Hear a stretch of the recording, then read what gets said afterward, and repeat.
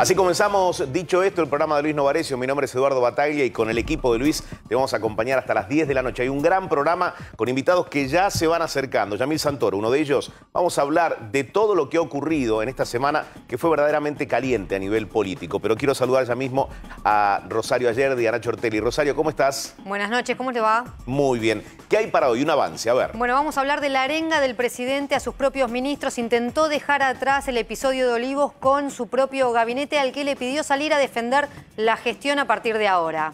Nacho, dame un adelanto. Vamos a hablar de la gira que traza Alberto Fernández para la próxima semana, dentro de un contexto en el que los números de aprobación de la gestión y también del gobierno lucen muy flojos, Edu.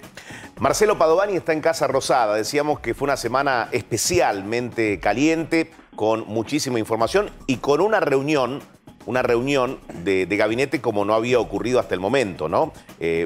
Para dar vuelta a la página. Marcelo, ¿cómo estás? Buenas noches. Marcelo, ¿estás ahí? Le pregunto... Bueno, allí vemos la imagen de Casa de Gobierno, uno de los laterales. Hay varios puntos para ir analizando, ya volvemos con él. Gabriel Prosperi se encuentra... ¿En qué lugar precisamente, Gabriel? Buenas noches.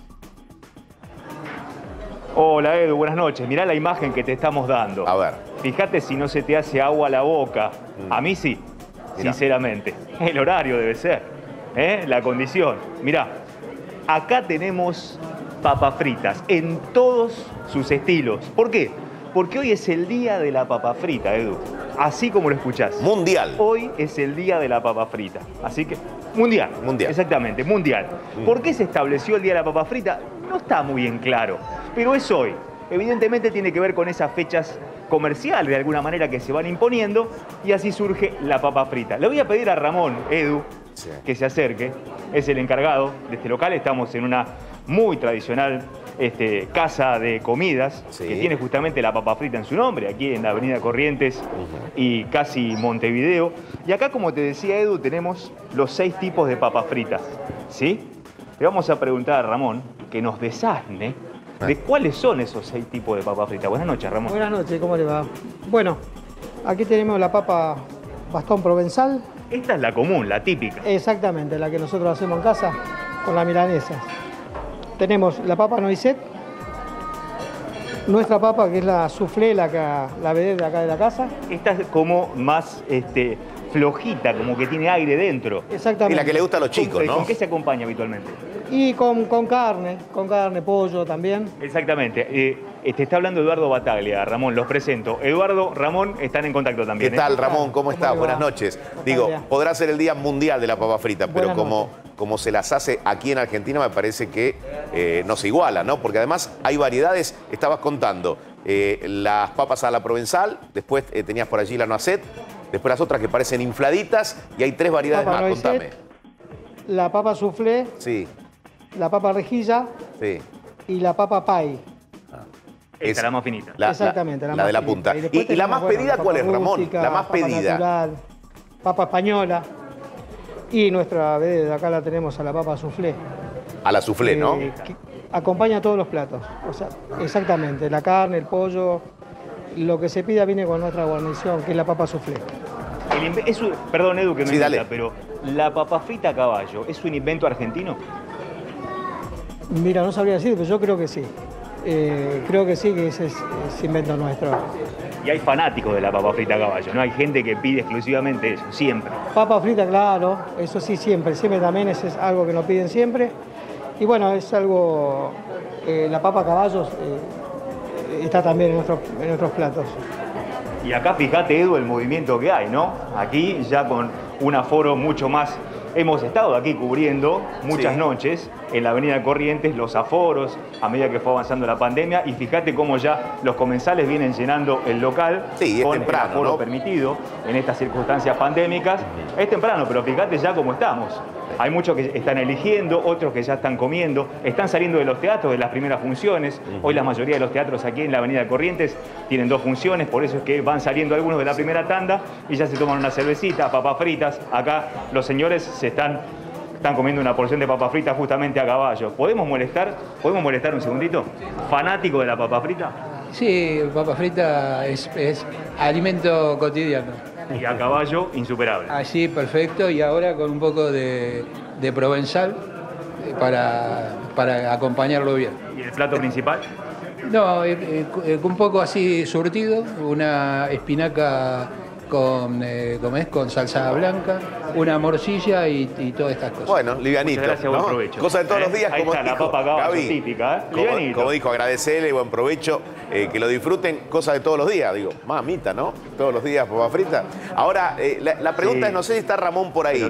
Pero todo rico, ¿eh? Todo sí, rico. olvídate, claro, está muy acá, rico. está acá. ¿Está Ramón por ahí? ¿Qué tal, Ramón? ¿Cómo estás? Eduardo te saluda. Sí, señor. ¿Cómo le va, Bataglia? Bien, Eduardo, bien, ¿cómo muy le bien. va? Ramón, digo, ¿y cuál es el horario más fuerte? Digo, un viernes, por ejemplo, como hoy. ¿Cuál es el horario tope de cierre? Y empezamos de 21 a 12. Que cuando empiezan a salir del teatro. Y bueno, se agolpa aquí la gente. Por suerte, ¿no? Y te pregunto, ¿qué comenta la gente? Porque seguramente Sí, señor. escucharás allí que si los locales gastronómicos, el bar o el palacio como el tuyo, cerrar un poco más tarde, ¿la gente iría más tarde también? Sí, yo creo que sí. Ajá. Sí, porque hay una función a las 11 que termina. Y bueno, a veces la gente sale un poco más temprano, cena y va al teatro. Claro, claro. Y saliendo a esa hora, bueno, no llegaría. ¿Sabés por qué te lo pregunto, Ramón? Sería bueno extenderse un poco más. Porque en la provincia de Buenos Aires, bueno, ya Rosario confirmamos esto, ¿no? La provincia de Buenos Aires ya habilita a los bares y restaurantes a abrir por lo menos hasta las 3 de la mañana. Digo, eso hace que existe un poco de bronca, ¿no? En los locales de la ciudad de Buenos Aires, porque dicen, muchos se van a ir para el conurbano o para la provincia, sabiendo que tienen un poquito de tiempo, ¿no? Que están más holgados. ¿Es así o no? Sí, claro. La gente aquí quiere estar un poquito más tiempo, no salir corriendo, quiere quedarse a comer tranquilo y bueno, disfrutar, no estar pendiente de un horario. Claro, nos gustaría que se extendiera un poco más, ¿no? Nos favorecería más. Claro. Bien, ¿el aforo que es al 70 hoy? Es al 60, sí, Ajá. exactamente, hoy y mañana. Ajá. ¿Y lo completan ese aforo? Y llegamos. Bien. Sí, la gente se está animando a salir un poco más. Perfecto. O sea que estamos... Ramón, te mando un fuerte abrazo y gracias Podemos dar por, más, pero por bueno. haber hablado con nosotros. Ojalá que recuperen Bueno. todo el tiempo perdido. Bueno, le agradezco. Muy bien. Hasta Gracias, luego. Ramón. Gracias, Gaby. Probó un platito de eso, ¿no? Porque hasta Sí, ahora, que nos te mande, digo, ¿no? si lo trajeran aquí, Sí. olvídate. No dura Ahora nada. nos llama Marcelo Padovani. Nada de papas fritas en Casa Rosada. Marcelo, ¿qué está pasando en este momento allí? ¿Cómo te va, Eduardo? Buenas noches. Estamos en la Casa Rosada. O sea que hoy fue un día importante para el presidente de la Nación porque por primera vez, mira, mientras vemos el lado norte de la casa, la explanada, el lado norte, sí, bien digo, de la Casa Rosada, allí está el auto del presidente de la Nación. Está el presidente, por supuesto. La bandera chiquitita nos indica, la bandera de la Casa Militar, Edu, nos indica que el presidente de la Nación todavía está. Lo que te decía es que fue un día importante, ¿por qué? Porque por primera vez, seguramente Rosario va a tener más información acerca de esto en el transcurso de nuestro programa, pero por primera vez reunió a todos los ministros. Bueno, salvo una ministra, que es la ministra Bisotti, que está en Moscú negociando la llegada de la dosis 2 de la Sputnik, fundamentalmente, ¿no? Del componente 2, mejor dicho, de la Sputnik, básicamente, que es la que más está faltando en estos momentos en la Argentina. Pero después, 20 ministros estuvieron presentes aquí con el presidente de la Nación encabezando este encuentro. Atención con esto, Edu, ¿por qué? Porque el mes que viene, en septiembre, se presentan habitualmente los presupuestos en la República Argentina. Y atención a estos datos del presupuesto, digo, porque le van a poner mucha plata a la obra pública, según trascendió, ¿no? Después de la reunión de gabinete ampliado, o de todo el gabinete, mejor dicho, para el año que viene. El presupuesto 2022 se va a presentar en septiembre en la Cámara, por supuesto lo tiene que aprobar el Congreso de la Nación, pero con este detalle que te digo, mucho dinero en obra pública prevé el gobierno para el año que viene, lo que llama el gobierno la recuperación post-pandemia, porque aparentemente, y según el gobierno, esto va a haber terminado, si Dios quiere, el año que viene, 2022. Estas son las últimas noticias y novedades aquí en la Casa Rosada. Bien, aguárdame, Marcelo. Rosario, ¿cómo se cierra la semana en cuanto al clima interno en Casa Rosada? teniendo en cuenta cómo abrió la semana, ¿no? Sirvió esta reunión sobre todo para un gabinete que estaba esperando una arenga del presidente, se lo vio bien hoy al presidente, no se habló de la foto, no hubo mención a la foto en la Quinta de Olivos en la reunión de gabinete. Lo que sí se le pidió, lo que se le viene pidiendo también hace bastante, de todos modos, a los ministros que salgan a defender a la gestión. Alberto Fernández cree que hay mucho para contar y que no se está contando. Eso es lo que le está pidiendo insistentemente a los ministros, más allá de empezar a retomar la agenda después de lo que pasó con el escándalo en la Quinta de Olivos. Cuando uno piensa en encuestas, le preguntan cómo puede impactar esto. Obviamente el humor cambió de una semana a otra. Ahora dicen que van a ganar la elección, sobre todo van a ganar la elección en la provincia de Buenos Aires, que no hace mucha mella en el electorado una foto. Y después vamos a hablar también un poco de esto, pero de todos modos también Alberto Fernández dijo que hay 2 años hacia adelante de revancha. No habló de la foto, sino de la pandemia, pero también mostrando el que está al frente del gabinete, que se fortalece en el gabinete y obviamente ratificó a todos sus ministros, ¿no? Y lo dijo Santiago Cafiero también, no va a haber cambios. Y esa revancha, imagino, Nacho, que tiene que ver con la pura gestión, ¿no? Lo que se puede llegar a hacer en materia de gestión. Vos conocés cada metro de Casa de Gobierno. Dame tu visión. ¿Qué observaste en estos días? ¿Cuando llegabas? ¿Cuando te ibas? ¿Cuando visitabas algún despacho? Bueno, había mucha desazón, sobre todo porque los ministros consideran que ese error que el presidente mismo admitió había opacado muchas de las cosas que hicieron en materia de gestión para sostener al gobierno de los sectores más vulnerables durante la pandemia. Había, si se quiere, un sinsabor, porque incluso los funcionarios que rodean a Alberto Fernández decían que no había foto porque estaban convencidos de eso, porque el propio presidente les había dicho que no había ninguna foto, Edu, y ahora de alguna manera, como dice Rosario, la idea es poner un dique acá, hasta acá llegó el episodio, a partir de ahora gestión, campaña y mirar hacia adelante, hacia lo que viene. Bien, ya está con nosotros Yamil Santoro, con él vamos a estar hablando en unos minutos nada más. Gracias, Yamil, por haber venido al programa, ¿eh? Gracias, Eduardo, por la invitación. Bueno, en primer lugar, te pregunto, si aparecieran más fotos, si no aparecen más fotos, si aparecieran más videos o no, digo, ¿cambia en algo? ¿El tema está instalado? ¿Vos crees que la gente ya le pasa lectura a esto y ya decide un voto o no? Mira, yo creo que hay más fotos, se han manejado con una impunidad tremenda. De hecho, la primera denuncia penal que nosotros formulamos por el tema del Olivos Gate fue en agosto del año pasado por la foto que se sacaron con Moyano celebrando un asado un sábado cuando eso estaba prohibido. Y eso fue lo que motivó el primer pedido de acceso a la información pública que dio luego origen a todo este problema que estamos viviendo. Y mirá, con la gente con la que uno habla, independientemente de a quién haya votado, te dice que esto no le es indiferente. Ajá. Así que les va a Después te costar. quiero preguntar sobre ese pedido y los nombres que entregaron inicialmente y la solicitud que están haciendo hoy a la Casa Militar, ¿no? Si puede haber alguna corrección como algunos especulaban. Pero ya hablamos con Yamil Santoro en instantes de aquí en Dicho Esto. Nos vamos al Congreso. Desde otro de los móviles de A24 nos llama Mauro Gundín. Protesta autoconvocados que tiene que ver con los créditos UBA. ¿Cómo estás, Mauro?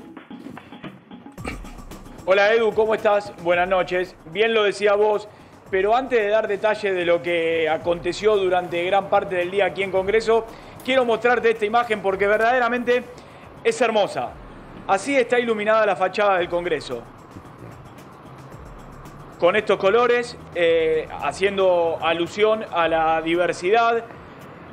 No es el Día de la Diversidad, por cierto, pero es una metodología que se ha implementado en el último tiempo de iluminar la fachada del Congreso de diferentes colores, justamente, y verdaderamente te digo que hay gente que pasa, saca fotos, porque es muy bonito y pintoresco cómo luce la fachada del Congreso en estos momentos. Es un lindo espectáculo visual, Volviendo más ahora, allá de lo simbólico y lo que representa esto, ¿no?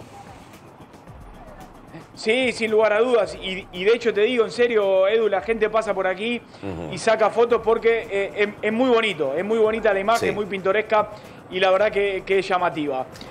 Ahora sí, hablando de lo que vos mencionabas anteriormente con la presentación del tema, aquí terminó hace algún momento lo que fue la marcha de los autoconvocados. hipotecarios UBA, ¿sí? De los autoconvocados, de los hipotecados UBA, que lo que hicieron fue venir aquí hasta el Congreso, desde la avenida de Mayo y la 9 de Julio, marchando por la avenida Rivadavia, y que terminaron aquí con dos objetivos.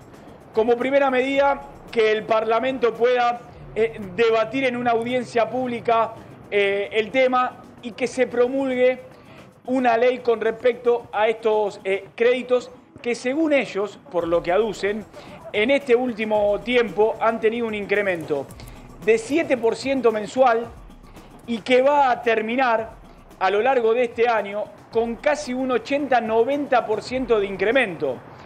Y de hecho te voy a dar un dato también, Edu. Hablando con la gente, una persona que ha pedido hace 3 años y que viene pagando este crédito hipotecario UBA hace 3 años, pidió 2 millones de pesos. Hoy está debiendo 7 y ya pagó 36 cuotas. Esta es la realidad de una de las tantas esto que acabas de personas. decir es lo que termina de graficar la necesidad que tienen, digo, de que se los escuche, de que se les preste atención y se les dé una solución, bueno, ajustada a sus posibilidades económicas, no hay otra. Sí, son 105.000 familias en todo el país. Y esta marcha que hoy se hizo acá y que tomó mayor preponderancia por tratarse, que terminó ni más ni menos en el Congreso, que es donde se debe tratar esta ley que ellos intentan que se promulgue, también tuvo diferentes ramificaciones en otro punto del país. Mar del Plata, Córdoba, Santa Fe, fueron algunos de los puntos donde también otras de las familias, reitero, son 105.000 familias que están siendo damnificadas por los créditos hipotecarios UBA, por el incremento que ha tenido, y te daba cuenta del ejemplo que te hacía mención anteriormente. 2 millones pidieron, 7 millones deben hoy, habiendo pagado 36 cuotas. Gracias, Mauro. Ya volvemos. Cualquier novedad desde allí, desde el Congreso. Nos vamos ahora a Rosario. Está Joana Don en Rosario. Lógicamente, durante estos días pasaron varias cosas y creo que queda demostrado el poder que tiene el mundo del narcotráfico en todo el país, pero puntualmente en esta provincia, en la provincia de Santa Fe. Vamos a Rosario. Joana, ¿cómo estás? Buenas noches. Hola Edu, muy buenas noches. Estamos en el Centro de Justicia Penal de acá de la ciudad de Rosario, como bien decís, en donde hubo una jornada de juicios. Arrancó cerca de las 9 de la mañana el juicio contra 7 integrantes de la banda narco Los Monos, la banda más importante y peligrosa de Rosario y podemos decir de Argentina. Una banda que está liderada por Ariel Guille Cantero, que tiene ya más de 62 años de condena de prisión, incluso está preso, está se me fue el nombre del lugar, tanto repetir hoy la información en donde está el preso, pero no está aquí en Piñero, está en Marcos Paz, en Buenos Aires, y no vino personalmente él ni ninguno de los imputados, sino que lo hicieron de manera virtual para evitar que haya algún tipo de inconveniente en el traslado. Están imputados por distintas balaceras que se efectuaron. 4 de ellas fueron a este mismo lugar en donde estamos ahora, al Centro de Justicia Penal, y otras que se efectuaron a las distintas casas de los jueces que estaban investigando las causas. Por eso hoy hay más de 250 oficiales entre Gendarmería Nacional y comandos de la Policía de la provincia custodiando lo que es el Centro de Justicia Penal, y además hoy a la mañana veíamos también las TOEs, que son las tropas de operaciones especiales, caminando por el techo, tratando de velar por la seguridad en este lugar. Porque hace 2 días atrás, precisamente antes de que comience este juicio, que les comentaba hoy viernes a las 9 de la mañana, 1 hora demorado, el miércoles por la noche pasó una moto enfrente del Centro de Justicia Penal y efectuó varios disparos, impactando 2 de ellos en lo que es la vidriera, estos vidrios que vemos detrás, y 2 en la parte de abajo. Bueno, también se atribuyen a Guille Cantero, el líder de esta banda narco y muy conocido por las balaceras. Esto fue hoy a la mañana, la audiencia terminó cerca de las 13 horas y se va a retomar el día lunes, ya están en la parte de juicio, y por la tarde, cerca de las 16:30, comenzaba la audiencia imputativa por otra causa, Ariel Cantero, que tiene que ver con una balacera efectuada en las inmediaciones del City Center en el 2020, en donde fue ideada por Guille Cantero y llevada adelante por Cachete Díaz, quien efectuó varios disparos que terminó acabando con la vida del gerente del Banco Nación de la ciudad de Las Parejas, que estaba en el City Center, en el casino, fumando un cigarrillo en el balcón, y una bala que llegó a su cabeza terminó con la vida de él. Nada tenía que ver con esta balacera, pero que terminó en un homicidio. De las otras balaceras fueron solamente intimidaciones, y si de intimidaciones hablamos, en el momento de comenzar este juicio hoy a la mañana, cuando se le preguntaba a Guille Cantero una parte procesal en donde se le pregunta el nombre, el apellido, la edad y demás. Sí. Guille, a la hora, le decimos Guille porque así lo conocen, ¿no? Claro. Ariel Canteros, a la hora de poder de contestar en relación a su trabajo, él dice que tiene varios oficios. Y cuando la jueza le pide que especifique, él contesta oficios varios, pero sicario, para poder tirarle tiros a los edificios judiciales. Bueno, ese contrato sicario para tirar tiros a los jueces es lo que termina de graficar la impunidad, ¿no? Y a la vez imaginamos el clima de tensión que desde ahí irradia a toda la provincia. Joana, muy completo este informe y cualquier novedad tenés prioridad. Muchas gracias, hasta luego. Gracias, Joana. Nos vamos ahora a Martín Angulo. Martín, ¿cómo estás? Buenas noches. ¿Cómo estás, Edu? Buenas noches, ¿cómo va? Bien, bien. Te pido que me anticipes. ¿Cuál es el tema fuerte a esta altura del viernes? Dos temas judiciales vinculados a la presencialidad. Uno, en el Poder Judicial. Hoy la Corte dijo que a partir del 1 de septiembre los empleados judiciales que sean convocados para ir a trabajar deben hacerlo. Hay ciertas condiciones, ciertas reglas. Las vamos a contar. Y por el otro lado, ¿vos te acordás que hace un tiempo en la Ciudad de Buenos Aires para las clases había algunas excepciones a partir de un fallo judicial para no ir presencialmente a los colegios? Sí. Bueno, vamos a contar cómo ahora la presencialidad es plena. No hay más excepciones a partir de una nueva decisión judicial. Bien, perfecto. Y además arreglaron paritarias, ¿no? ¿Cómo, perdón? ¿Arreglaron paritarias los trabajadores judiciales? Estaban en esa discusión, se estaba discutiendo que se pague lo que faltaba del acuerdo y había un reclamo también del por un aumento. Perfecto. Ya volvemos con vos, Martín, para desarrollar estos temas. Nos vamos ahora con Yamil Santoro para hablar un poquito de esta campaña. Yamil, ¿cómo estás? ¿Qué tal? ¿Cómo andas? Bien, buenas noches. Buenas noches. Muy bien. ¿Esperabas más de la campaña? No. Hasta ahora, digo, a 3 semanas de las PASO. No, a ver, lo que sí esperaba a esta altura era un debate. Me hubiera encantado ver un debate entre María Eugenia Vidal, Ricardo López Murphy y Rubinstein, ya que es prácticamente la única PASO que hay en la Ciudad de Buenos Aires para saber qué piensa cada candidato. Lamentablemente, algunos no se animan.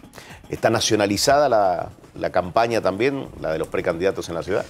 Lamentablemente suele pasar que se mezcla la agenda nacional con la local, sobre todo siendo, por lo menos en mi caso, como denunciante del Olivos Gate y el vacunatorio VIP, termino hablando más en los medios acerca de estas denuncias quizás que de la agenda porteña. Sí. Dame la agenda, digo, las prioridades. Cuando se juntan con tus pares, en el grupo de trabajo de tu fuerza política, digo, ¿cómo disponen los temas? Digo, ¿a qué electorado apuntan? ¿A quién hay que capturar hoy? Hay un 20% de indecisos. Mira, cada uno de nosotros en la lista de alguna manera logra llegarle a públicos distintos por su experiencia, por su historia, por su estudio, por su edad, en mi caso también. Sí. Y en ese sentido también tratamos de ir segmentando los mensajes.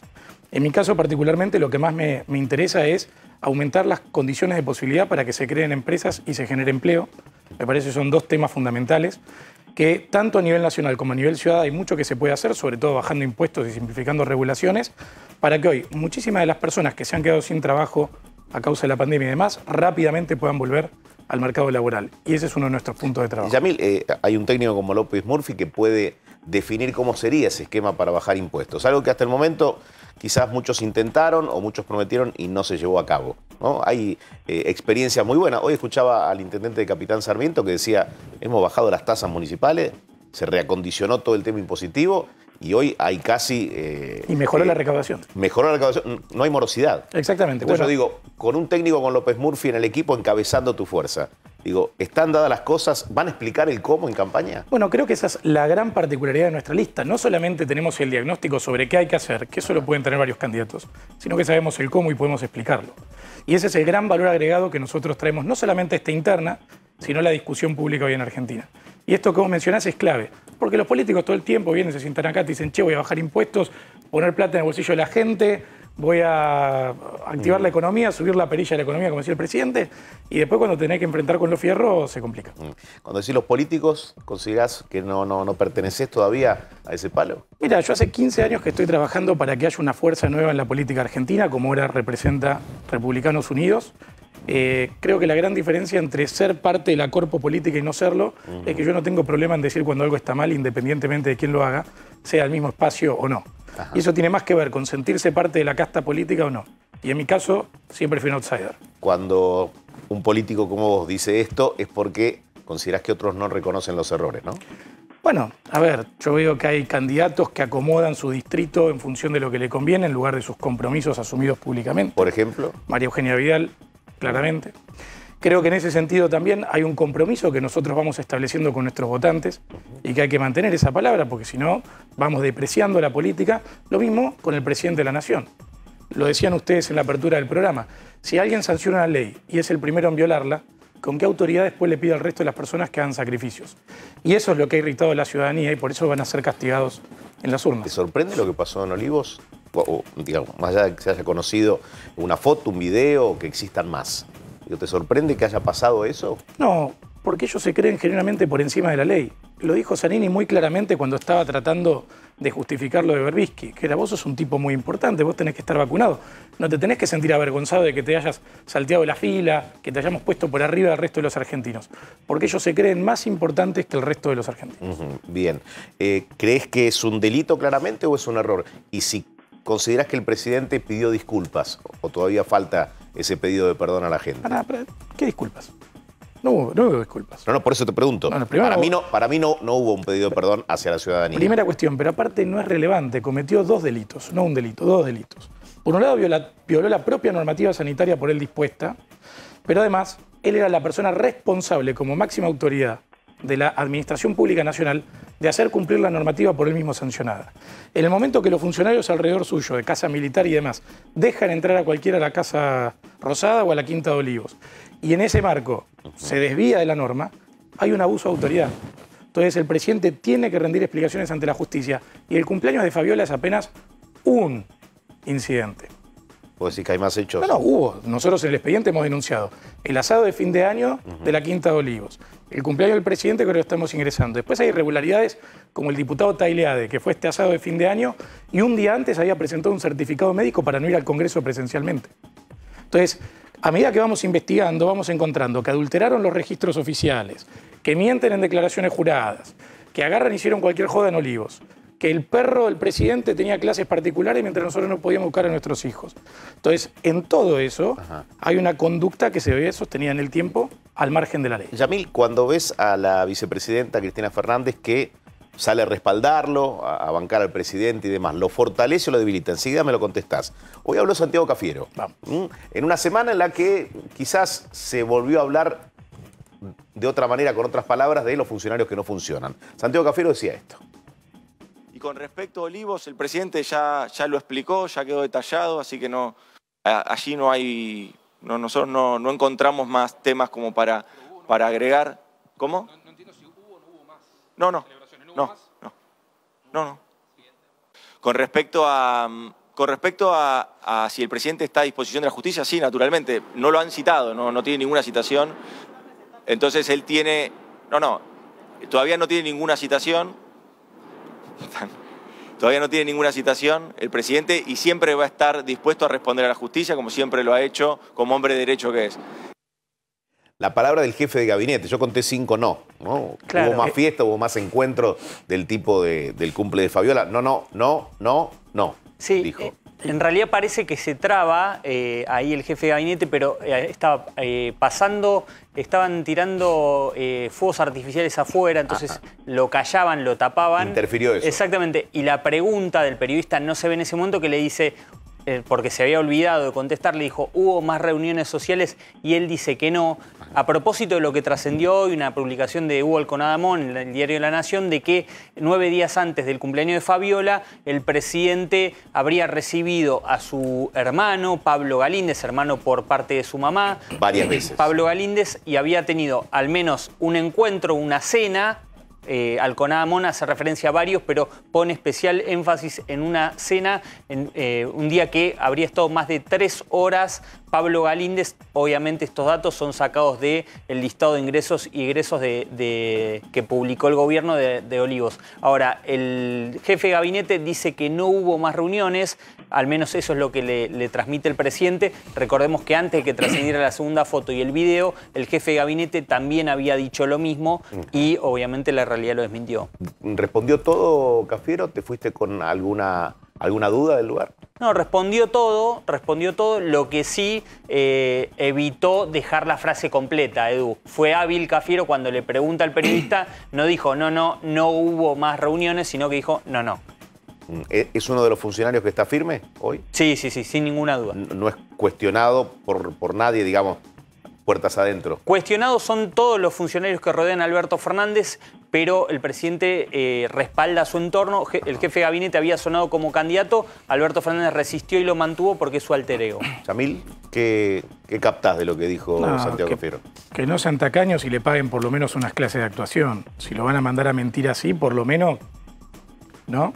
¿Pero vos considerás que puede estar mintiendo? Digo, ¿se puede exponer a eso? Pero si objetivamente en las planillas consta que hubo reuniones sociales y lo hemos denunciado. Entonces, ¿con qué cara? Recién acaban de poner el caso de la familia, el familiar directo del presidente de la Nación. Entonces, si constan los registros, ¿con qué necesidad pone la trucha, como ya lo hicieron la semana pasada, diciendo que esto no existía para que después nuevamente queden desmentidos? O sea, ellos están hoy entrampados en una situación muy complicada, que es que en lugar de reconocer que hicieron cualquiera en el marco de la cuarentena, se van a estar enfrentando todo el tiempo con más evidencia que se les va viniendo encima. Ahora, cuando hace un ratito hablabas de los políticos, te pregunto, esto que sucedió en Olivos, hay una denuncia y vamos a estar hablando con el doctor Sánchez Calvermaten sobre la denuncia específicamente contra el expresidente Macri y contra Lilita Carrió. Violar el aislamiento en el caso de Macri, una fiesta en el caso de Lilita Carrió. ¿Son todos lo mismo? Mira, yo creo que hay una gran diferencia en términos de responsabilidad entre quien sanciona la ley y la debe hacer cumplir y el resto de los ciudadanos, estén o no estén en la política. Yo particularmente, y nuestro espacio ha combatido durante toda esta cuarentena, hemos tenido nosotros discusión al respecto, por los distintos excesos, a nuestro entender, regulatorios. Recién hablábamos con la gente del Palacio de la... usted hablaba... Sí. Difícil hacerlo en este horario, me agarró una lija, pero la verdad es que le han arruinado la vida a muchísimas personas con estas restricciones, en muchos casos arbitrarias.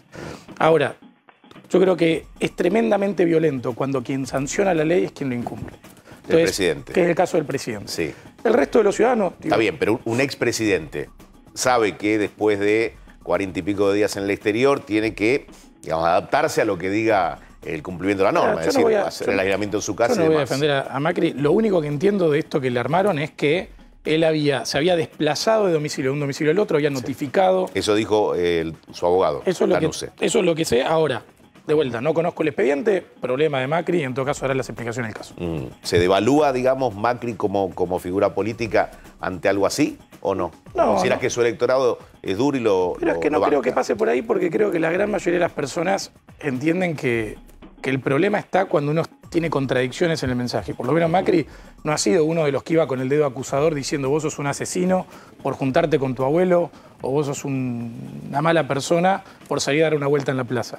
Entonces ahí, desde el punto de vista del contrato que se estableció con la ciudadanía, el kirchnerismo tiene un grave problema para explicar esto. Acá tenemos, bueno, la denuncia que marca, lógicamente, lo que el doctor Calvermaten formula, ¿no?, contra Mauricio Macri, contra Elisa Carrió, y los artículos que en ese caso se habrían infringido, el 205 y el 239. Cuando hablas de Macri, te llevo a lo que sería ya el trabajo en la legislatura. ¿Te sentís cercano a lo que pueda promover o presentar como iniciativa el macrismo juntos? No, a ver, creo que hace falta un bloque liberal en el Congreso de la Nación y en la legislatura porteña. Nosotros venimos a ocupar ese espacio. Si bien tenemos cosas en común en defensa de la República, en discusiones quizás contra los excesos del kirchnerismo, claramente representamos otra cosa. Y creo que en ese sentido, tanto la presencia de Ricardo López Murphy en el Congreso de la Nación como la de Roberto García Moritán y la mía en la legislatura porteña, van a servir para poner temas en agenda que hasta ahora el macrismo no ha tratado, como el control de los piquetes en la vía pública, la baja de impuestos, simplificación de trámites, achicamiento del Estado, cosas que son necesarias. Sí. Muchos dicen que no hay 2023, sino hay un 2021 en el que la gente pueda expresarse y cada uno de los candidatos también contar cuáles son sus anhelos, no más allá de las presidenciales. Digo, ¿pensás que es así? ¿Es 2021 el año importante en materia electoral? Mira, yo creo que es muy peligroso que cualquier partido político tenga una mayoría absoluta en un parlamento, en especial en el Congreso de la Nación y sobre todo una fuerza política que cuando le ha tocado tener mayoría propia ha demostrado tender a los desbordes y a los excesos. En ese sentido yo creo que es muy importante que este año, no solamente por lo de Olivos, no solamente por la foto, sino por los riesgos autoritarios y económicos que esto representa, que la oposición logre sacar muchos votos en estas elecciones, para mí es fundamental. Bien, para cerrar, ¿cómo ves la ciudad de Larreta? Mira, creo que es una ciudad que ha resignado discusiones importantes como la de su autonomía y su soberanía por tratar de no pelearse con el gobierno nacional. De hecho, ahora el gobierno de la Ciudad de Buenos Aires se trata de embanderar con el tema de la educación, cuando nosotros presentamos un amparo a mediados del año pasado diciendo que era responsabilidad de la ciudad. ¿Y sabés qué nos dijeron los abogados de la ciudad? ¿Qué? Que estuviéramos muy seguros de presentar ese amparo porque íbamos a ser asesinos de chicos y adolescentes. Entonces, Larreta y Vidal se hacen los embanderados de la educación, pero fuimos los liberales los que dimos la batalla al primer momento para que vuelva la presencialidad. Ajá. ¿Te parece algo, digamos, sorpresivo que los chicos, los adolescentes, estén acompañándolos? No. No digo creo, mayormente, pero sí hay un número, por lo menos en las encuestas, importante. A ver, cuando lo mainstream es de izquierda y estatista, es lógico que la gente que está un poco más oxigenada vea quizás en la libertad y sobre todo viviendo esta época de tantas restricciones algo valioso. Y aparte por algo tan simple como que el modelo kirchnerista y estatista ya fracasó. Muy bien. Entonces quieren otra cosa. Gracias por haber venido, Yamil. A vos por la invitación. Hasta la próxima. Recién lo mencionábamos al doctor Sánchez Calvermaten, que justamente es quien promueve la denuncia. La tengo aquí en mis manos, la denuncia, señor juez federal en lo criminal y correccional. Bueno, y justamente en el objeto de esta denuncia dice: vengo a formular denuncia contra el expresidente Mauricio Macri por violar el aislamiento que había dado con determinado domicilio, y por otra parte contra Lilita Carrió, en ese caso por una celebración que hubo en Exaltación de la Cruz, donde había gente, bueno, sin distancia social y demás. Doctor, ¿cómo le va? Buenas noches, Eduardo Bataglia. ¿Qué tal? Buenas noches, ¿cómo estás, Eduardo? Bien, bien, muy bien. A ver, ¿cómo se llega a esta instancia de la denuncia concreta contra Carrió y contra el expresidente Macri? Bueno, lo único que se ha hablado estos días ha sido de la violación de la cuarentena por parte de no solo del presidente de la Nación, sino por toda la gente que ha tenido causas penales con motivo de esta situación. Y sinceramente, cuando tomé conocimiento, algo que se viene hablando sobre el tema de las fotos, los videos, las fiestas, me sorprendí mucho que tanto Elisa Carrió como Mauricio Macri violaran la cuarentena. Y me pareció que era prudente denunciarlo, porque creo que tiene que haber igualdad. Y creo que la ley se aplica para todos, especialmente más para los funcionarios o los que han tenido alguna función pública en los últimos años, ¿no es cierto? Más allá de que todo ciudadano tiene que cumplir la ley, creo que con mayor razón las personas que nos han gobernado o que aspiran a gobernarnos en el futuro. Ajá. Vamos por partes. En el caso de Macri, las explicaciones que dio su abogado, el doctor Pablo Lanuse, digo, sí. ¿Le cierran a usted? Mire, obviamente es muy feo tener que reconocer una cosa tan burda como violar la cuarentena cuando uno se supone que es una persona pública, que todo el mundo sabe que lo pueden ir a buscar a la casa. O sea, yo he viajado al exterior 3 o 4 veces este año y cada vez que vengo me llaman por teléfono a mi casa a ver si estoy haciendo la cuarentena. En este caso fueron a buscarlo a Mauricio Macri, gente del Ministerio de Salud de la provincia de Buenos Aires, y no estaba en el lugar donde tenía que estar. Es decir, estaba poniendo en peligro con su presencia en distintos lugares, en las calles, en las reuniones, e incluso en un programa de televisión de un canal colega, con un colega tuyo, dando notas, y me parece que eso es un poco irresponsable. Y lo mismo con Elisa Carrió, o sea, que haya hecho una fiesta, por más que haya sido hace unos meses, que haya saltado en este momento, como saltó la foto de Olivos para el presidente, saltó esta foto ahora, y me parece que todos tienen que eventualmente o ser juzgados o tienen que de alguna manera tener alguna sanción. Es decir, lo que no se puede es dejarlo impune, de que cualquiera haga lo que quiera y que den este ejemplo, ¿no? Doctor, y en el caso de la fiesta en Exaltación de la Cruz de Lilita Carrió, ¿qué rol juegan los invitados? Digo, o en ese caso, ¿qué delito estarían cometiendo? Mire, juega el mismo rol que juegan las personas que estuvieron en Olivos, es decir, siguiendo ese criterio de que tanto la persona que es anfitrión cuanto los invitados tienen, digamos, derecho, tienen que estar imputados, de la misma manera pasa con todas las personas que estuvieron en la fiesta. Que le aclaro que cuando yo hice la denuncia desconocía la existencia de estas fotos.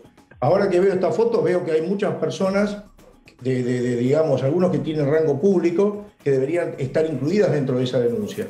Y no descarto incluirlas en el futuro inmediato. Yo lo que digo es que yo desconocía que estaba Prat Gay, que estaba Rodríguez Larreta, algunas personas que no las conozco, pero sinceramente para la ley es igual para todos. Y cuando en el caso del presidente en Olivos se está juzgando la actitud de un presidente que obviamente no cumple con la misma norma que él dictó, y las personas que estaban en el mismo lugar, creo que del mismo modo tiene que ocurrir para Elisa Carrió, con todos los invitados que tenía en esa oportunidad, porque regía la resolución, el decreto 1033 creo que era, de la provincia de Buenos Aires, que la verdad que le impedía hacer este tipo de fiestas. Mire cómo están. Usted ve las fotos, están todos pegados. Sí. O sea, yo lo que digo es que la ley tiene que ser igual para todos. Si se juzga una foto en Olivos, tiene que juzgarse también una foto en la quinta de Elisa Carrió, o se tiene que juzgar la conducta de Macri de volver al país después de 43 días y no respetar ninguna norma migratoria, ninguna ley vinculada con la cuestión sanitaria. Sí. Me parece que debería dar el ejemplo. Pero eso es una opinión. Doctor, en su denuncia usted en un párrafo dice la toma de medidas urgentes dada la repercusión que tienen y el perjuicio que irrogan a la sociedad. Digo, en tiempos de la justicia, ¿esto qué significa? Mire, yo creo que, como dije al principio, lo único que se está hablando en estas últimas horas son de la violación de la cuarentena. Estamos en una etapa, digamos, previa a las elecciones. Soy consciente de eso, pero la verdad que la denuncia tenía que existir, pero no por una cuestión política. Tiene que existir porque es justo. Como cualquier persona que viola la ley, tiene que ser de alguna manera denunciada y que en todo caso la justicia se pronuncie al respecto. Creo que se ha hablado mucho del presidente y la verdad que también se tiene que hablar del expresidente y de Elisa Carrió, que obviamente es una referente en el país, en la política. Sí. O sea, me parece que ninguno tiene que dar este ejemplo de no cumplir lo que la ley manda hacer. Y ese es el motivo de esta denuncia. Y obviamente tiene que ser ejemplificadora o tienen que eventualmente, creo que hay ya un par de fallos que dicen que como no se puso en peligro, en realidad yo creo que sí se pone en peligro. Toda esta gente pegada, hacinada en un lugar, por más que digan que era abierto, sí. Yo creo que eso, discúlpenme, eso no es en un jardín, eso es en una casa, dentro de una casa en Capilla del Señor.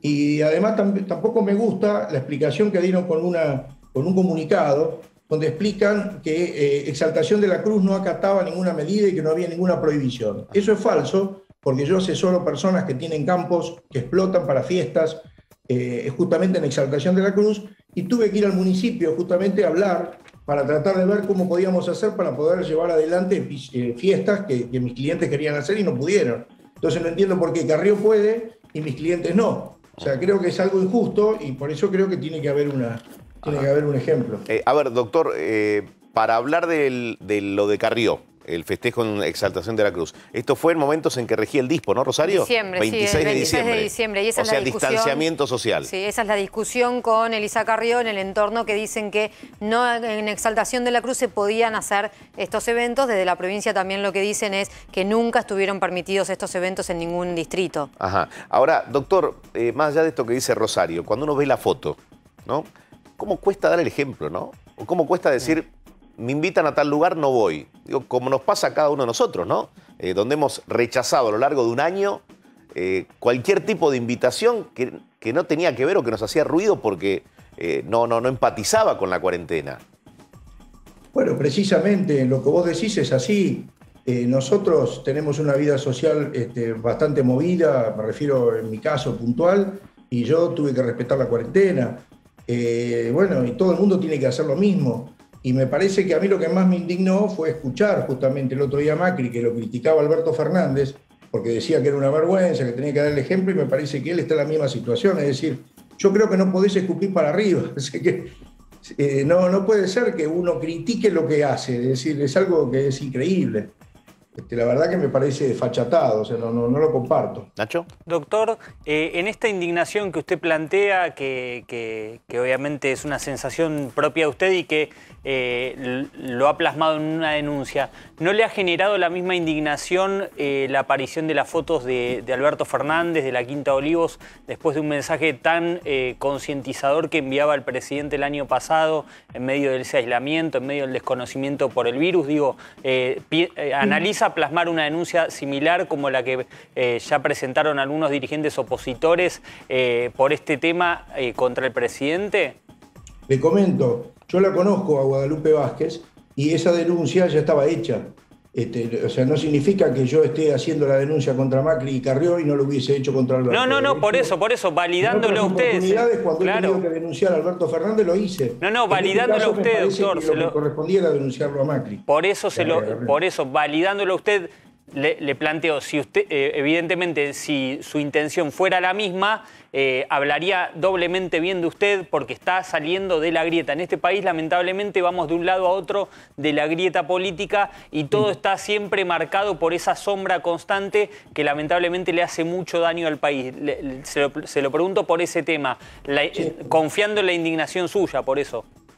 Mire, a mí me indignan las dos situaciones, claro, del lado y del otro. Yo no estoy en la grieta, yo soy abogado. Como abogado, yo hago denuncias muchas veces que me piden personas que por algún motivo no quieren hacer la denuncia. Claro. Yo de alguna manera soy el que le pongo el pecho, pero esto le no pone el gancho, digamos. Un problema personal, ni me mete en la política, yo no me meto en nada. Digo nada más que me pongo el traje del denunciante y digo que lo que se hizo no es correcto. Total. Y bueno, que lo dirima la justicia. Perfecto. Doctor, a ver, ¿la justicia toma cualquier causa con independencia o no?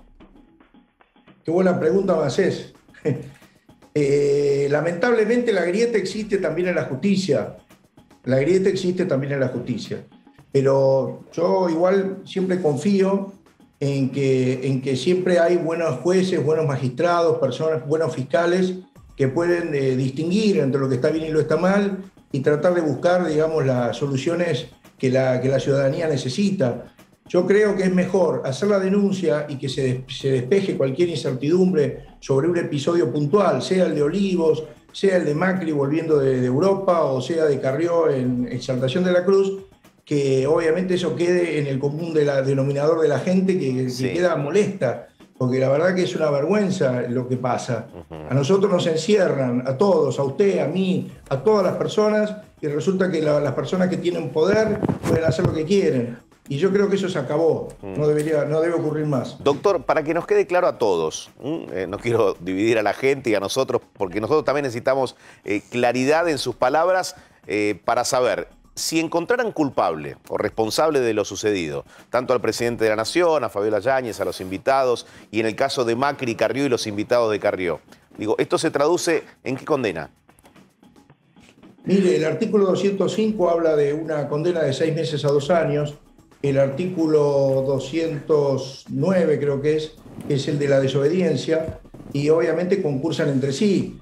Son penas obviamente que pueden llegar a sumirse en una suspensión de juicio a prueba, que no tiene mucha importancia, pero bueno, siempre dependiendo de que la persona a la cual se le investiga no tenga otras causas judiciales, no tenga antecedentes.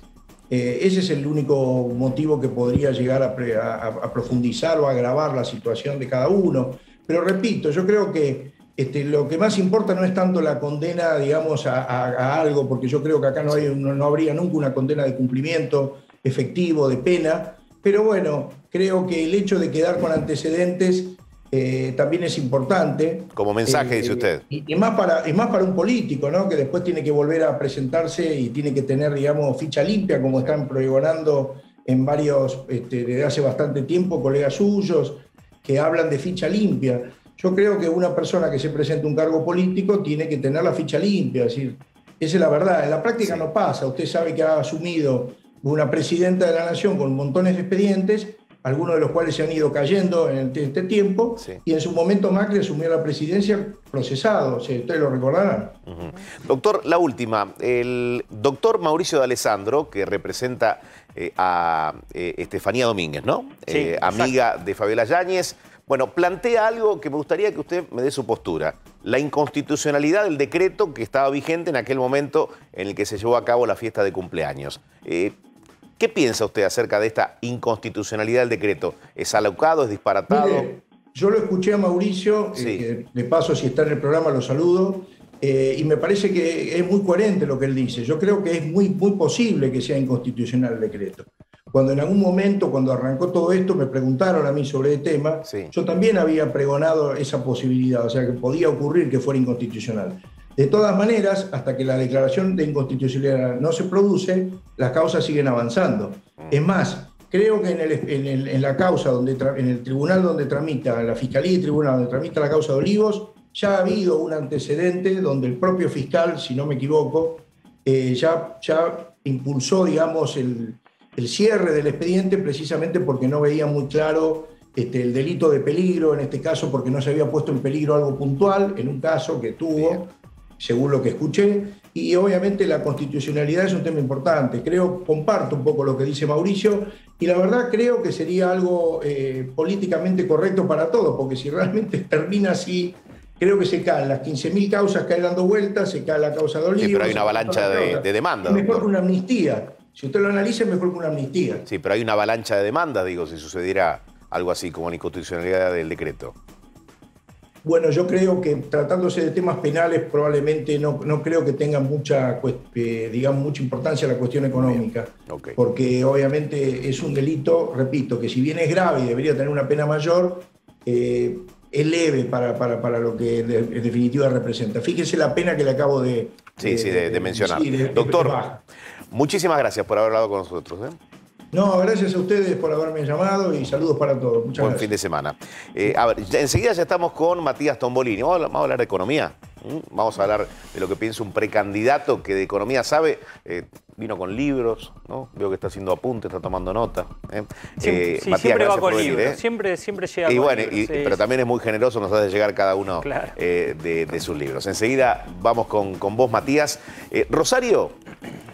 ¿Sin barbijo vamos a poder andar por la ciudad de Buenos Aires o no? Bueno, parecía que sí, que el gobierno de la ciudad lo estaba evaluando, que era una posibilidad, se dejó pasar el rumor, se empezó a decir que había una posibilidad de que a partir de septiembre, incluso antes de las elecciones, que son el 12 de septiembre, podía empezar a liberarse el uso de barbijos, sobre todo en los espacios públicos, ¿no? En los espacios cerrados, obviamente no.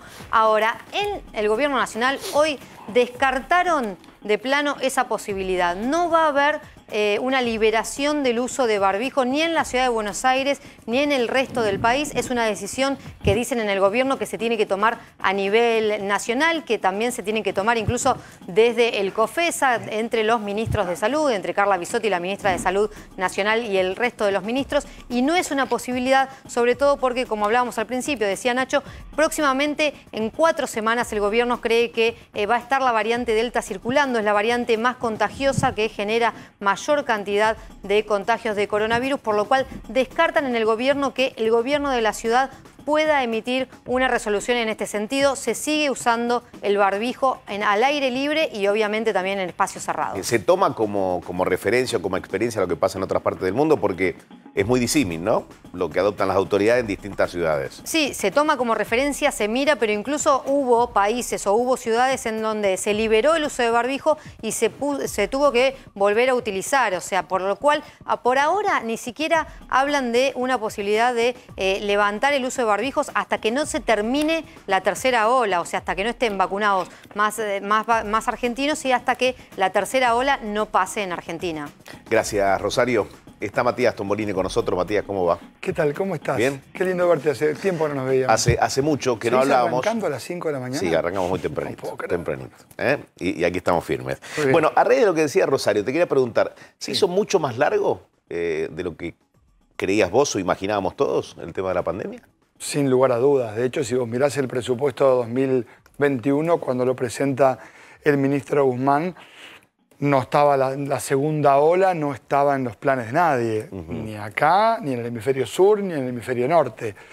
Y las políticas de lo que se llama reconstrucción, que son un poco el segundo paso. El gobierno en Argentina y en el mundo desplegó el año pasado políticas de mitigación.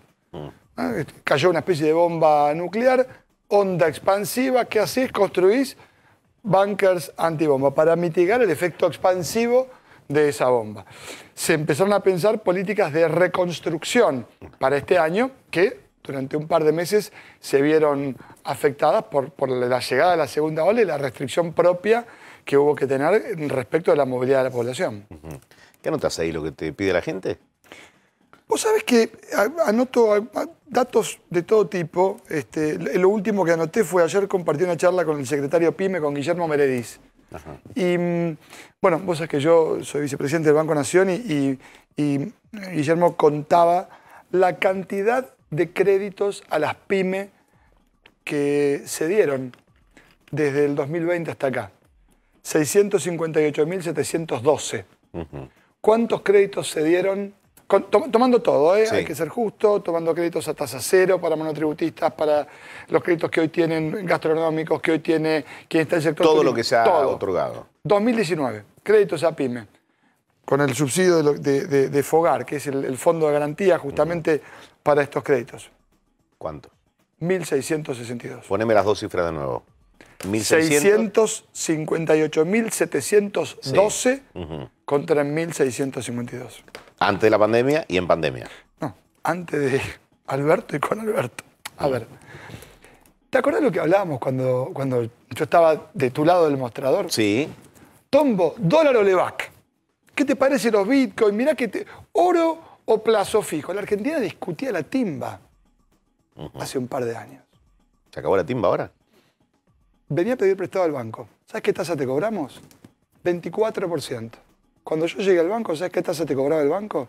A una pyme, 60%. ¿Quién invertía? Nadie. Si la propaganda que ponían los bancos era gente trotando en la plaza diciendo, tranquilo, dejaron la plata que laburamos por vos. Entonces, son modelos distintos. La mitad de los préstamos hoy en Argentina van a la pyme. ¿Alcanza? Pero la pyme No. te dice que no le alcanza. Obvio, por supuesto, porque falta. Porque cayó una bomba atómica en la Argentina y en el mundo. Pero a ver, ¿todo ese efecto pandemia? ¿O hay una situación que las pymes vienen denunciando hace mucho y te lo dicen responsables de pyme y hasta trabajadores de pyme, que te dicen la verdad que el agobio es muy grande a nivel tributario, cosas que no... Lo hemos hablado también muchas veces de la plancha que se le pone al que quiere producir, las complicaciones y demás. Y vos decís que falta, pero este es el camino. Si el desarrollo fuera Mar del Plata, Argentina está en la rotonda de Alpargatas en el camino correcto, no está en la ruta 8. Y esto me parece que hay que entenderlo. ¿Qué sería, un 20%? Menos. Estamos saliendo del infierno. Mira, el 10 de diciembre del 2006, Néstor Kirchner, que venía de crecer a tasas chinas, dijo, recién estamos saliendo del infierno. Yo no creo en el brote verdismo. Te puedo contar que la economía, se conoció el indicador de la actividad económica, el EMAE, tiene valores bastante mejores que la prepandemia, tenés que ir hasta el 2018. Las exportaciones de la Argentina, julio, no te entregaba un dato así, tenés que ir a buscar el 2013. Sí. El primer semestre de la Argentina, efecto precio, claro, efecto cantidad también. O sea, lo que le vendemos al mundo tiene buen precio y además le estamos vendiendo más en términos de cantidades.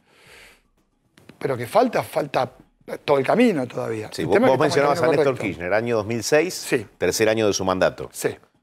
Y decía que recién estábamos saliendo. Sí. ¿Y qué pasó en el medio? ¿Qué pasó en el medio? En el medio, desde 2006 hasta acá, hasta hoy. Un montón de aciertos, un montón de errores. Sin duda, sin duda. Lo que está claro es que cuando empezó esta pandemia tan dolorosa y tan trágica, Argentina tenía muchas menos herramientas que el resto. Si empezamos la pandemia con las manos atadas, no podíamos pedir plata prestada, venías con una pobreza del 35%, de una inflación del 53%. Las herramientas que la Argentina tenía para enfrentar una situación catastrófica eran inferiores a las de Brasil, las de Colombia, las de Uruguay, las de Paraguay, las de Chile, nuestros vecinos. Entonces, claro, nosotros no estamos acá para, digamos, poner excusas, porque falta un montón. Lo que sí creo es que en términos económicos, con un montón de desafíos que no resolvimos todavía, el camino es el correcto. Ya voy con Nacho y con Rosario. Si hablaba con vos hace 5 años y te preguntaba, ¿hay una exportación de carne que va a ser limitada o que va a ser suspendida? Sí. Seguramente tu respuesta iba a ser, me parece una locura, ¿o no?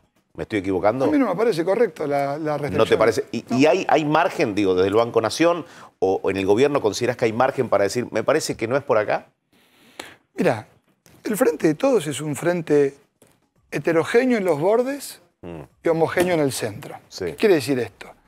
Compartimos los valores, pero podemos no compartir las herramientas. Yo creo en los derechos de exportación como diferenciador, como herramienta para desdoblar precio interno y precio externo. Recordad que quien exporta paga salarios en pesos. ¿Pero aquí. en el caso de ese fue un error?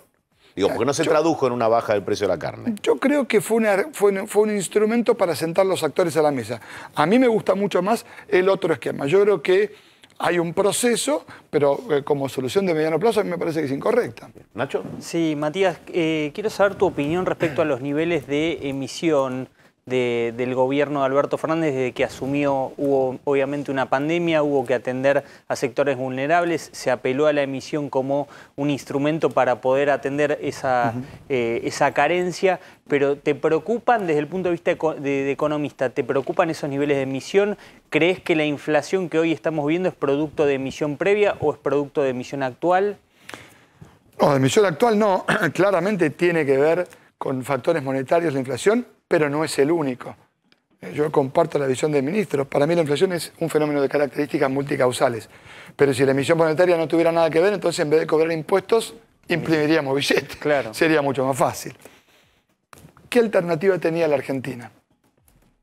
Se te desplomó la posibilidad de cobrar impuestos y el gasto se te disparó porque había que disponibilizar el IFE para poner una moneda que no tenía margen después de un paro cardíaco que tuvo la economía, el ATP. Claro. Vos pensás que entre el 24 de marzo y la primera semana de abril se puso a disposición el IFE y el ATP. El gobierno reaccionó muy rápido, con un montón de errores. Yo estoy en el Banco Nación, 3 de abril se abrieron los bancos después de 15 días, un desastre con los jubilados. Hicimos un montón de cosas que tendríamos que haber hecho mejor. Pero está claro que la dirección de las medidas que se toman, se tomaron y se toman, están en el cuadrante de la generación de laburo a través de la ¿Y ahora ya no se emite, decís vos? Sí, claro que se sigue emitiendo. Sí. Vos tenés una Argentina que viene de tener un déficit fiscal de 1 punto del producto acumulado en los primeros 7 meses. Vamos a terminar en 3, 4 puntos del producto. En cualquier país del mundo se lo tatúan en la frente eso. Claro, Argentina tiene un déficit, obviamente, que no teniendo acceso a los mercados. ¿Y por qué no tenemos acceso a los mercados? Bueno, por deuda, por la deuda. Pero la deuda es como la tarjeta de crédito. Alguien se fue de compra, se la gastó toda y te pusieron en el veraz. Sí, antes también, antes de Macri también. Bueno, yo te recuerdo haber sido interesante. Del gasto es interesante anterior. Mirar de la emisión, del endeudamiento difícil, porque en materia de deuda, si vos mirás la Argentina, cuando arrancó Macri debía unos 55 puntos del PBI, cuando Macri se fue debía más de 90 puntos del producto y la composición de la deuda es importante. Pero ¿sabes por qué es importante el tema de la deuda? Porque cuando vos pedís prestado, no es lo mismo pedir prestado en moneda local que en dólares. Cuando vos te endeudás en dólares, lo que haces es someterte a un modelo que termina diciéndote qué tenés que hacer y qué no. ¿Cómo terminó la experiencia del hiperendeudamiento? Con el FMI en la Argentina que le puso una oficina arriba del presidente del Banco Central en ese momento, que era Guido Sandleris, que le decía lo que tenía que hacer. Y eso es un problema para la Argentina, porque además el fondo nunca resolvió ningún problema en este país, más bien me parece que los agravó. Se discute ahora, bueno, la recuperación económica de la que quiere mostrar el gobierno todavía en el bolsillo de la gente no se ve. Se discute ahora si la foto en Olivos ayuda o no ayuda a la oposición, perjudica o no perjudica al oficialismo y muchas veces se dice se vota por la economía. Incluso Mauricio Macri terminó perdiendo por la economía. Esta economía que no llega al bolsillo, que la gente todavía no ve una recuperación de la que hablan, ¿puede ayudar a la elección? La verdad es que no lo sé. Yo lo que te puedo decir, Rosario, es que nosotros tenemos un desafío. Con Macri el salario perdió 20 puntos de poder de compra, un poco menos, 18. ¿Sí? O sea, si te comprabas 100 litros de leche cuando empezó Macri, cuando terminó Macri, te comprabas 20 litros menos, 80. Pero con Alberto perdiste 3 litros, 3%. Y yo formo parte de un gobierno que está del lado del salario. Nuestro desafío es que el sueldo le gane a los precios, que a vos te resulte más fácil llegar a fin de mes cuando termine la gestión y no más difícil. Eso sin dudas. Ahora, hay un proceso de recuperación que va a llevar tiempo. La diferencia es el paradigma, porque cuando alguien te dice que el tiempo tiene que estar asociado a que comas menos, a que te abrigues más y a que consumas de todo un poco menos, nosotros no estamos de acuerdo con eso. El tiempo no tiene que estar asociado al sufrimiento del conjunto de la población. Y ahí hay una pregunta que tiene que ver con cómo seguimos, con esto de qué vida queremos, cómo queremos salir de la pandemia.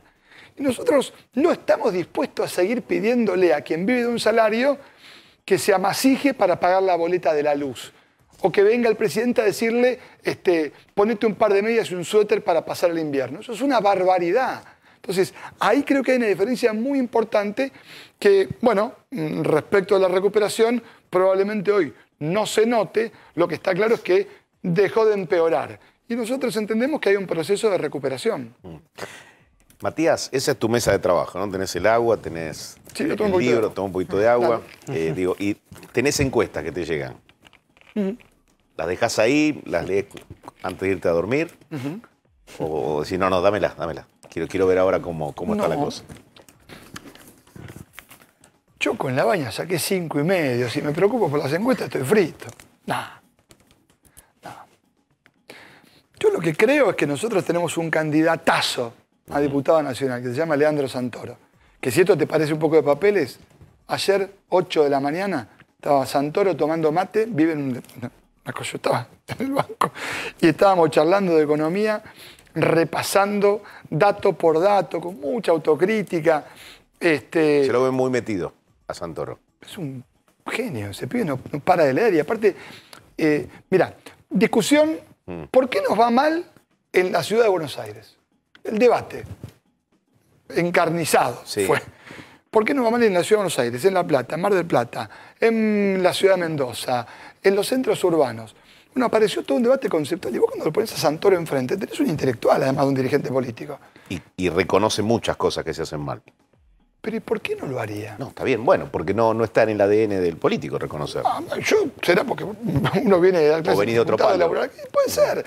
Pero la verdad es que lo que a mí me parece que vos tenés, pero también lo tenés en Victoria Tolosa Paz, lo tenés en Alejandro Amor. La dirigencia toda la dirigencia, me parece que está evolucionando también para la reta, con los que se puede dialogar, ¿no? Lo mismo Vidal, gente con los que se pudo el año pasado, este año están más ultra. Digo, vos me pagás el sueldo a mí. Yo no me puedo enojar con tu enojo. Tu enojo es un insumo.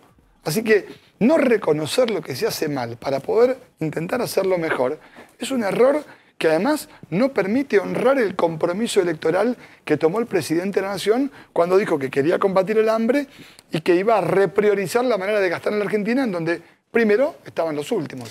Matías, gracias por haber venido.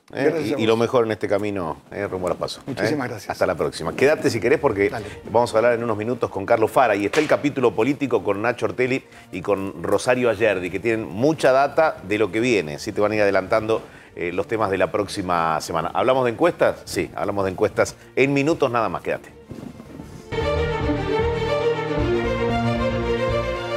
Muy linda noche de viernes, ha bajado un poco la temperatura y tenemos por delante un fin de semana más que agradable. Rosario Ayerdi, quiero que me hables de la esperanza del Frente de Todos. Sí, porque hay una mínima esperanza del Frente de Todos para ganar las elecciones. En realidad hoy en Casa Rosada decían todos, bueno, vamos a ganar después de esta reunión. Todavía el voto no hace mella la foto de la Quinta de Olivos. Dicen, los votantes que teníamos van a seguir estando, o sea, no se van a ir. El problema es los indecisos y qué pasa con ese que está muy enojado. Y ahí es donde aparece la esperanza, que es la evaluación que hacían hoy en el gobierno. No hay un Wiener del 2011. ¿Y qué se referían con esto? Con que no hay un Wiener de 2011. Recordemos la elección 2011, Cristina Kirchner sacó el 54% de los votos con un Hermes Wiener con el más de 16% de los votos. Pero Hermes Wiener representaba un orgullo del votante. O sea, dicen en el gobierno que había un votante que no quería votar a Cristina Kirchner y que decía orgulloso que había un candidato al que habían votado y que era Hermes Wiener. Lo que dicen en el gobierno es, no hay en la oposición ningún candidato que la gente pueda ir contenta a votar. No hay este orgullo del otro lado como para decir, bueno, no votamos a esto y es mucho mejor la otra propuesta. Por lo cual, en el gobierno dicen, más allá de que se puedan llegar a tapar la nariz por lo que pasó con la Quinta de Olivos y demás, y si mostramos finalmente la recuperación económica, sin un Hermes Wiener del 2011, quizás ese votante vuelva a votar al Frente de Todos en 2019, en este 2021. Ya vamos a hablar de las encuestas. Está Carlos Fara con nosotros para que nos ayude a pensar el tiempo que viene, ¿sí? ¿Qué va a pasar a partir de ahora? Y los últimos números. ¿Hay números recientes, Carlos? Sí, ¿no? ¿Qué tal? Buenas noches. ¿Sí? ¿Hay buenos números? ¿Buenos para quién, no?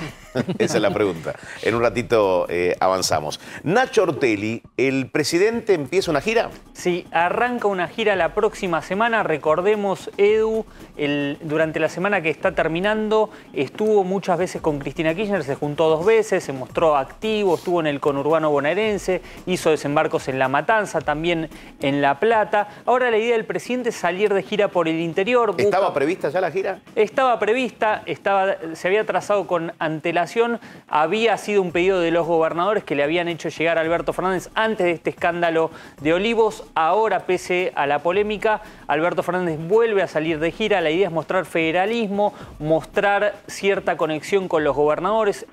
Era un tema que le preocupaba mucho al presidente, reforzar el vínculo con los gobernadores, teniendo en cuenta obviamente que durante 20 meses de gestión y de pandemia hubo algunos cortocircuitos, hubo alguna distancia, hubo algunos reproches por obras que tal vez no llegaron. La idea es salir con todo de nuevo de gira. Va a estar en San Juan, en La Pampa y en Catamarca. Lo adelantó hoy en la reunión de gabinete el presidente. Le dijo, voy a salir a mostrarme por el interior para mostrar justamente que este es un proyecto federal y desde ahí confrontar con Mauricio Macri, con el expresidente al que siempre se lo vincula a la ciudad de Buenos Aires, confrontar esos 2 modelos. La idea es un poco repetir el esquema exitoso de 2019, Edu. El presidente en ese momento candidato, luego de ser designado por Cristina Kirchner, hilvanó con los gobernadores una suerte de alianza, fue tejiendo para terminar fortaleciendo al Frente de Todos. La idea es justamente reforzar eso y también, obviamente, va a mantener presencia en el conurbano,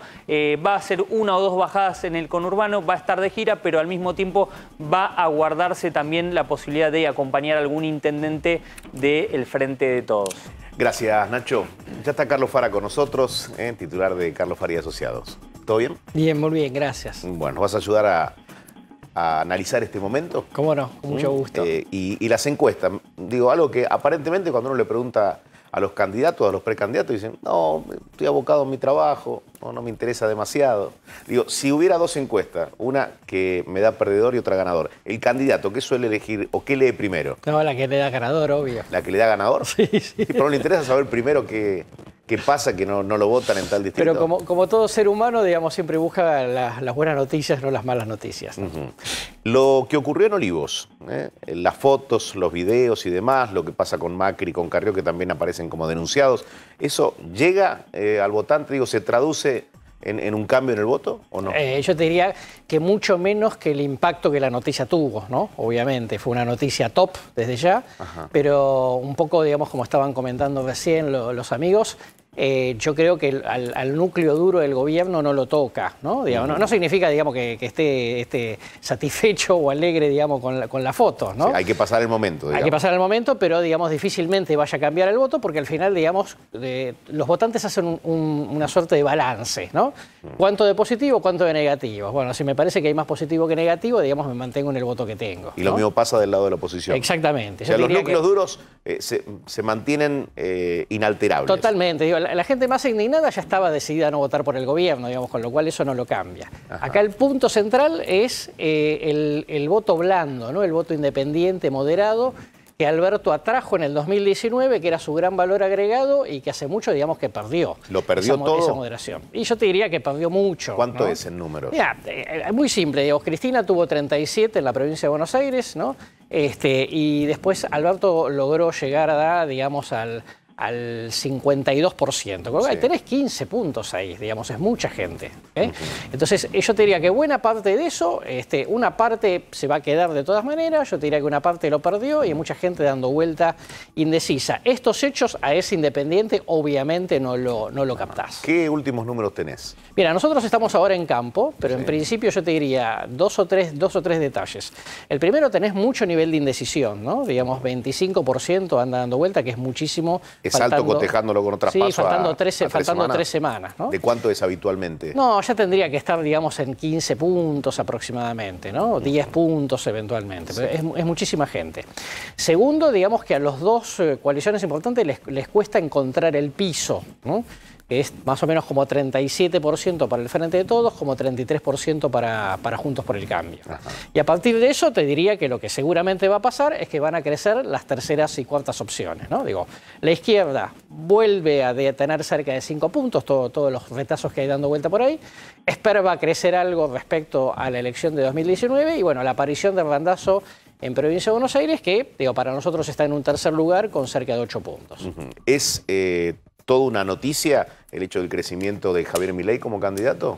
Bueno, digamos... ¿O era esperable? No, a ver, digamos, teniendo en cuenta el fastidio que está habiendo en general con la política, para un cierto sector joven, universitario, digamos, era una oportunidad que efectivamente existía. Ajá. Y entre esos indecisos, 20, 25%, ¿mayormente son jóvenes o hay un electorado independiente que votó a Alberto Fernández y que hoy por hoy, en estas legislativas y en las PASO, va a pensar mucho más su voto?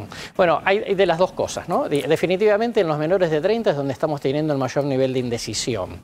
Y esto es un interrogante para el Frente de Todos, porque era supuestamente uno de sus mejores segmentos en materia de edad, ¿no? Ajá. Pero es absolutamente cierto, digamos, que los decepcionados, tanto de un lado como del otro, ¿no? Los de Alberto como también los de Macri, es mucha gente que está dando vuelta, y yo te diría que todavía quedan 3 semanas, que es una eternidad para una campaña en estas condiciones. ¿En serio? Sí, porque como la gente todavía no metió del todo la cabeza dentro de la campaña, entonces en 3 semanas puede pasar de todo. Imagínate lo que pasó la última, ¿no? Claro. ¿Y hay noción de lo que se vota en las PASO? Digo, sí, mayormente está informada la ciudadanía. Sí, yo te diría, información sobre qué se vota hay, de que es importante, obviamente, por todo lo que representa, digamos, el Congreso, es importante. El punto es, digamos, cuánta información tienen sobre lo que representa cada opción electoral, eso está todavía como bastante más difuso. ¿Rosario? Lo que vimos, Carlos, que también puede ser que tenga que ver con estos indecisos y demás, en elecciones como Jujuy, muy alto el voto en blanco. ¿Puede ser que haya un voto castigo y que la gente vaya a votar en blanco y que sea un alto porcentaje, incluso histórico? Sí, eso es probable. En ese sentido, quizás se asemeja un poquito a 2001, que hubo un voto en blanco, digamos, fuera de lo común. ¿Cuánto fue 2001? En 2001, en algún momento, creo que en Provincia de Buenos Aires hubo como 15 puntos de voto en blanco, que es muchísimo. Es todo un mensaje, ¿no? Sí, absolutamente. Lo cual es positivo, digamos, que la gente vaya a no manifestarse por ninguno, ¿no? Sí, democráticamente es muy importante. Más allá del análisis que hacen, que bueno, se favorece a tal o cual. Digo, no, está bien, pero está digamos, expresando algo el voto totalmente así. Y lo más probable es que haya menor participación, por lo menos en las PASO, y que después tengas de vuelta mayor participación en noviembre, ¿no? Carlos, desde el punto de vista de consultor, encuestador y especialista en términos electorales, ¿te preocupa que haya tanto nivel de indecisos en función de tu tarea, de tu trabajo, teniendo en cuenta que en los últimos años los encuestadores siempre estuvieron bajo la lupa, en muchos casos por omisiones en la técnica, en otros por mala suerte, por mala fe, por contexto, pero ¿te preocupa especialmente teniendo en cuenta que sos un encuestador riguroso? Mira, sí, porque siempre puede ser una caja de Pandora. Claro. ¿No?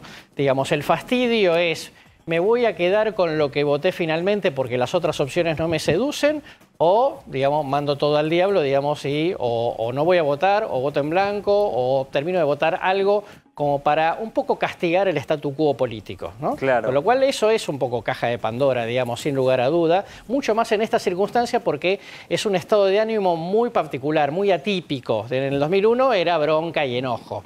Acá es incertidumbre, miedo, angustia, y eso, digamos, tratar de sintonizarlo por parte de las campañas es muy difícil. Es muy difícil. Es muy difícil encontrarle el tono exacto, porque la gente quiere esperanza, pero no está para Disneylandia, pero tampoco quiere para velorio. ¿Okay? Entonces, digamos, es muy difícil para todos. Yo creo que les está costando poder sintonizar bien con la sociedad. En esa búsqueda del tono, ¿qué ves en las campañas? Porque se ve mucha música, mucho spot, TikTok. Sí. Y no sé si le llegan al electorado que quieren retener o buscar. Primero hay diversos canales, ¿no? Digo, cuando ves las cosas en TikTok es porque es solamente para ese público, no para los demás. Sí. Más allá de que cada vez nos enteramos todos de lo que también pasa en TikTok. Pero lo que te diría es que, en términos generales, ¿qué ve la gente? Yo te diría, solo crítica, a los demás rechaza. Definitivamente, no importa quién sea, ¿no? Sí. Quieren escuchar cómo van a ser las cosas, ¿no? Sí, porque los grandes títulos parece que están todos más o menos de acuerdo, ¿ok? Y la otra cuestión, digamos, es que necesitan así como una cosa como más serena, porque en la angustia necesitas a alguien que te ponga la mano en el hombro y te diga, tranquilo, tranquilo, vamos a salir, pero tampoco va a ser tan fácil. O sea, eso también hay que analizarlo, Totalmente. ¿no? ¿Qué está queriendo el votante? Totalmente. ¿No? ¿Qué señales da el votante más allá del candidato? Exactamente así. Y con respecto a lo que ves en términos de la cantidad de gente que puede ir a votar, ¿hay desencanto? ¿Se puede traducir en las PASO no voy? Recordando que el voto es obligatorio, ¿no? En las PASO y en la legislativa de noviembre. Ese es un dato muy importante porque, bueno, como vos decís, siempre va a votar más gente en la general que en las PASO. Sí. Y eso tiene un efecto, ¿no? Digamos, siempre en la general, al votar más gente, le va mejor a Juntos por el Cambio y a alguna de las otras fuerzas que tiene como más votante independiente. Por lo tanto, podría ser que el Frente de Todos tenga una mejor foto en septiembre y una foto, digamos, no tan promisoria en noviembre. Y cuando haces las encuestas, digo, el votante de Milei o el votante de Randazzo, ¿te dice si cambiaría su voto en las generales? Sí, es un voto, ambos son, digamos, votos más independientes, digamos, no están asociados a ninguna de las grandes marcas. Por lo tanto, digamos, también puede ser un voto más volátil, ¿no? Pero es cierto que cuando vos sistemáticamente venís midiendo un candidato en un determinado porcentaje, empezás a dar por sentado, digamos, de que eso está ya más o menos consolidado, ¿no? Y esto, digamos, yo no estoy siguiendo tanto el caso de Capital Federal, si el de Provincia de Buenos Aires, pero el caso de Randazzo, digo, ya tiene un determinado Dame números de Provincia de Buenos Aires, a ver. En Provincia de Buenos Aires, yo digo, por empezar, las marcas están por encima de los candidatos, ¿no? Sí, por ejemplo, es muy importante. Frente de Todos en provincia, ¿en cuánto está? En Frente de Todos en provincia, digamos, está superando los 30 puntos. El sello. El sello. El sello. La candidatura no. Y la candidatura por debajo. La candidatura muy por debajo de eso. ¿Okay? Con lo cual, tampoco puedo sacar conclusiones por el nombre, porque al final la gente dice, bueno, es la del Frente de Todos, voy a votar esa lista, digamos, sin preguntarme mucho sobre el candidato. ¿Sello de Juntos? El sello de Juntos está más o menos, digamos, también en los 20 y largo de puntos, cerca de los 30 puntos.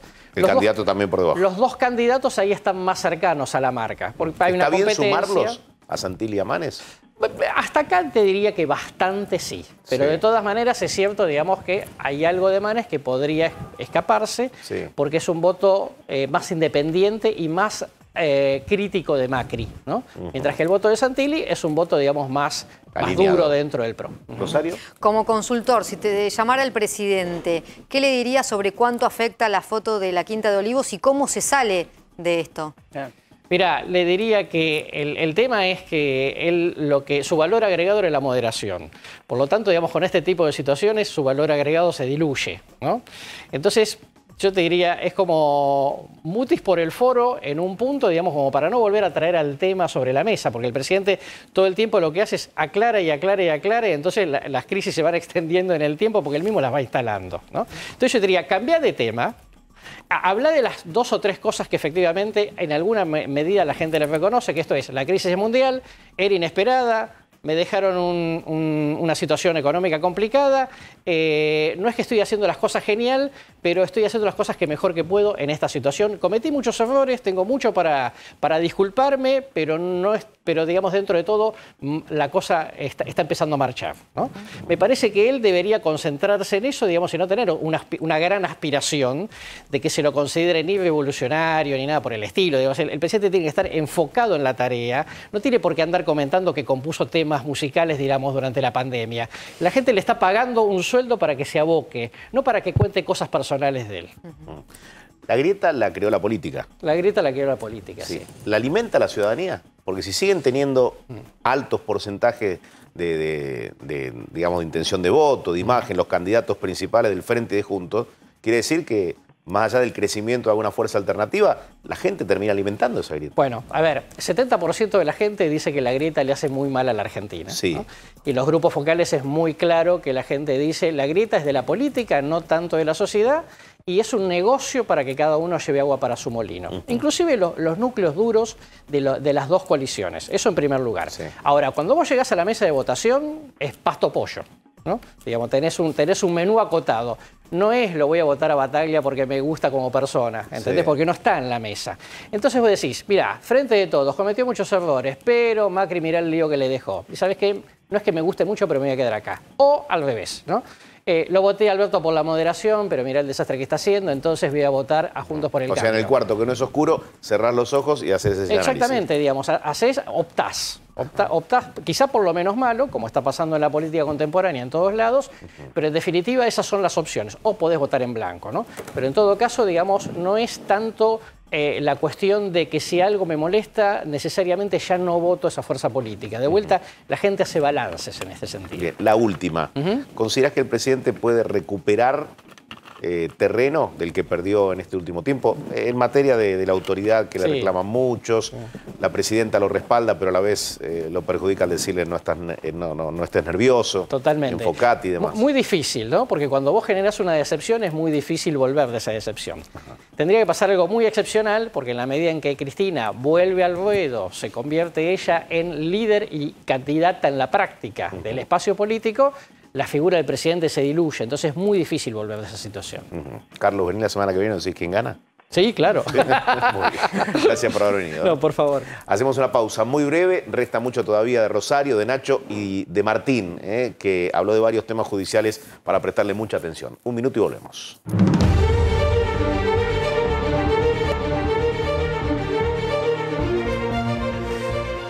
Bueno, queda pendiente que Martín Angulo nos desarrolle los temas que presentó y se vinculan de alguna manera porque tienen que ver con una cautelar contra la presencialidad en las escuelas y también la vuelta a la presencialidad de la actividad en los tribunales. A ver, ¿por dónde empezamos, Martín?